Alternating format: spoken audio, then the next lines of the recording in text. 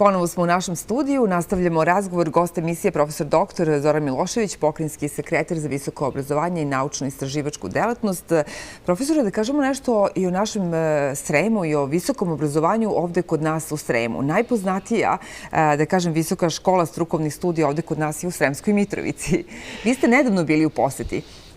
Pa, ajde već ako smo malo sentimentalni, ja imam razloga uvek da dođem i ovde u Šid zbog svoje familije, Jamenu, a i u Sremsku Mitrovicu. Zaista mnogo divnih ljudi, ne samo gospodin Nedimović koji je zaista jedan reper uspešnog i kreativnog čoveka, nego i oni koji su u sistemu obrazovanja. Ovog puta ću pozdraviti dojučerašnjeg direktora, doktora Gordanu Mijailović, koja je stvarno pokazala da naša odgovornost jeste da brinemo i o školama van Novog Sada, ali pokazala jednu vanserijsku brigu za uspeh visoke škole u Sremskoj Mitrovici i nekako ugradila se u svakom sekundu svog radnog angažmana upravo u jedan modern studijski program koji ona tako promovisala i borbeno se zalagala za njega da sam imao zadovoljstvo da pa i pomognem, ali pre svega da pratim tu jednu nesebičnost i posvećenost uspehu škole. Zaista bilo je zadovoljstvo u početku uspostaviti komunikaciju za revitalizaciju, ne znam, krova, sale i pokrajinski budžet je orijentisan jednako kako na uspeh škola u Novom Sadu, koje uistinu imaju manje problema infrastrukturi, tako i ono što je u Subotici, Kikindi, Vršcu, Zrenjaninu, pa i u Sremskoj Mitrovici. Nekako Sremska Mitrovica, pošto je u Sremu i rekoh obeležena jednom ogromnom energijom ljudi koji su ne samo radili na revitalizaciji objekta, nego i unapređenju studijskih programa, upravo akreditujući jedan studijski program strukovne medicinske sestre, pokazali su jednu izuzetnu posvećenost sagledavanju upravo tržišno prepoznatljivih potreba Srema, pa reći ću i Semberije i Mačve, dakle svih oni koji danas brinu o zdravstvenom sistemu. Zaista čestitam svima jer sam lično, čini mi se, predao i rešenje pokrajinskog sekretarijata o akreditaciji. Međutim, mi smo to uradili u nekom pravno-formalnom smislu kao poslednji u nizu, ali pre toga je prethodila jedna dobra priprema i partnerstvo sa zdravstvenim institucijama, pribavljanje i nastavničkog kadra koje će nositi čitav modern studijski program koji, nadam se, neće proizvoditi stručnjake za beli svet, nego upravo za modern zdravstveni sistem Srema. Kada govorimo o ulaganju, vi ste sada spomenuli nešto od onoga što je urađeno u proteklom periodu, konkretno u školi u Sremskoj Mitrovici.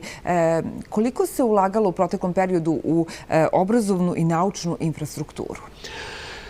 Zaista moram da kažem da se tu nije štedelo. Ali postoji jedan preduslov na koji želim da ukažem. Kada smo svojevremeno 2016.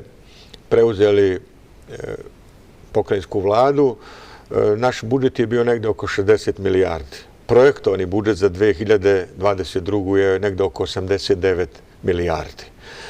Također, još jedna činjenica je od izuzetnog značaja koja govori o potencijalu za investicije.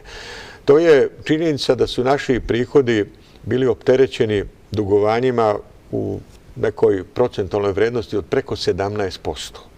Dakle, govorimo o dugu od 9 milijardi. Danas je to dugovanje prepolovljeno, negde oko 5 milijardi i ono opterećuje negde možda 7 do 8% ukupne prihode. Iz tih kapaciteta, realnih prihoda, dakle, većeg broja zaposlenih i prihoda od kompanija koje deluju, mi smo dobili relativno veći budžet i priliku da investiramo. Uistinu, najviše je otišlo u zdravstvo. Rekao sam malo pre 10 milijardi. Naravno, tu je modern protivgradni sistem koji se kreira sa, ako se ne varam, gotovo 2 milijarde dinara. Jedan deo sredstava je otišao i u visoko obrazovanje. Naučno-tehnološki park je pre svega jedna investicija koja govori o ogromnom ulaganju naše republičke vlade, ali i posvećenosti ulaganju pokrajinske vlade. To je nešto što smo preuzeli kao obavezu i uspeli smo da odgovorimo izazovu da jedan objekat od 30.000 kvadrata stavimo u funkciju i već narednih dana da do kraja godine sigurno kompletiramo sve. I 10.000 kvadrata gde je već sada Fakultet tehničkih nauka i preostali 20.000 gde će biti kompanije i start-upovi koji će zaista imati jedinstvenu priliku da u ambijentu kreiranja nastavnog naučnog potencijala u informacionim tehnologijama, u industriji, digitalnoj industriji, zaista i ne samo dobijaju kvalitetne ljude ili kvalitetne ideje, s obzirom da su to njihovi razvojno-istraživački centri. Neke druge investicije su vezane, naravno, malo pre sam pomenuo da smo zajedno sa Medicinskim fakultetom nosili jednu investiciju od 240 miliona kada je u pitanju dogradnja Medicinskog fakulteta. Već sada gradimo, očekujemo početak gradnje jedne investicije koju radi Uprava za kapitalno ulaganja od preko 700 miliona, to je Studentski kulturni centar. Projektno-tehnička dokumentacija se završava za dogradnju studentskog restorana, zatim tu je projektno-tehnička dokumentacija za dogradnju jednog bloka Prirodno-matematičkog fakulteta od preko 3.000 kvadrata, gde se školuju upravo oni koji su najodgovorniji za razvoj turizma, ugostiteljstva i hotelijerstva. I to je ono što potpuno prepoznaje potencijale u uslužnim delatnostima Autonomne pokrajine Vojvodine.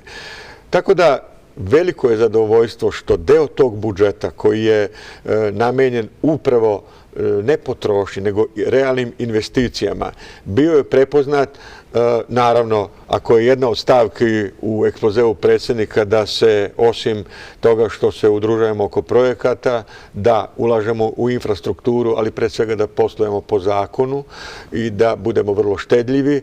Onda kada dobijete 3 izveštaja Državne revizorske institucije pozitivne, onda zaista imate zadovoljstvo i kažete da nas vodi pre svega odgovoran domaćin, gospodin Igor Mirović, ali i čovjek koji nas sve kontroliše, gospodin Aleksandar Vučić, koji zapravo to traži od nas. Zapravo traže od nas građani, jer mi moramo svaki dinar, budžetski dinar, koji je najsvetiji dinar, ako mogu tako da kažem, da utrošimo na način koji opravdava da ulaganjem u objekte, u putnu infrastrukturu, u zdravstveni sistem, objekte, mislim, i u visokom obrazovanju, zapravo mi pogađamo naše decenijske ciljeve, a ne mandate kojima smo oročeni.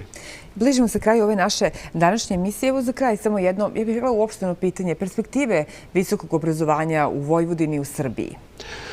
Moram da kažem da Vojvodina daje odgovore na brojne izazove koji su karakteristični za ovo društvo, a koje zapravo pokazuje naš kapacitet jednog, neću reći evropskog prostora, ali jednog multikulturnog prostora. Osim internacionalne obaveze koje visoko obrazovanje ima preko naučne delatnosti, mi smo odgovorili i nekim tipično regionalnim pitanjima. Jedan od njih je upravo razumevanje višejezičnosti, multikulturalnosti, koja govori da smo mi jedna od retkih regija u Evropi koja ima učiteljski fakultet na mađarskom jeziku. Dakle, ponosan sam što sam dao doprinos 14. fakultetu kao pravnom subjektu u punom kapacitetu koji zapravo kreira vaspitače jedne nacionalne manjine. Dakle, to je nešto što svedoči da smo bili odgovorni prema našim razlikama. Također, ponosan sam na činjenicu što razumemo, osim projekata koji su, kako ih mi označavamo, dugoročni, kratkoročno, naučno-istraživački projekti, to su umetničko-istraživački projekti namenjeni upravo onoj dimenziji stvaralaštva koju ne možete ukalupiti u naučnu kvantifikaciju. Malo pre pomenute nacionalne manjine, to su i razvojno-istraživački i naučno-istraživački projekti nacionalnih manjina. Jer mi možemo da svedočimo o političkim dogovorima, da kulturološkim bliskostima, ali najbolje kada se očuvanje identiteta dešava perom i mišlju intelektualaca koji su osmislili hungarologiju, slovakistiku, ljudi koji brinu o inkluziji Roma, ljudi koji žive život tradicije i na kraju moderne i savremene dimenzije življenja Rusina, Hrvata. Mislim da smo dali odgovore i tim izazovima. Ponosan sam i na lektorat na hrvatskom jeziku Filozofskog fakulteta. Sve u svemu, osim onih nadnacionalnih, dobro razumemo i probleme naših nacionalnih specifičnosti specifičnosti nacionalnih manjina u Vojvodini. Tako da visoko obrazovanje, osim naravno onog akademskog i kroz strukovni model zastupljen, naravno dislociran van Novog Sada, u Banatu, u Sremu, u Bačkoj, pokazuje da smo razumeli sve naše pretnje i izazove koji nas mogu udaljiti jedni od drugih. Mislim da smo vrlo bliski u visokom obrazovanju i na to sam zaista, na tu činjenicu sam ponosan. Puno vam hvala na ovom gostovanju. Čast mi je bila što ste večeras bili gost Sremske televizije emisije Tema. Hvala i vama. Hvala još jednom. Vama, poštovani gledalci, hvala na ukazanoj pažnji i poverenju. Doviđenja i prijetno.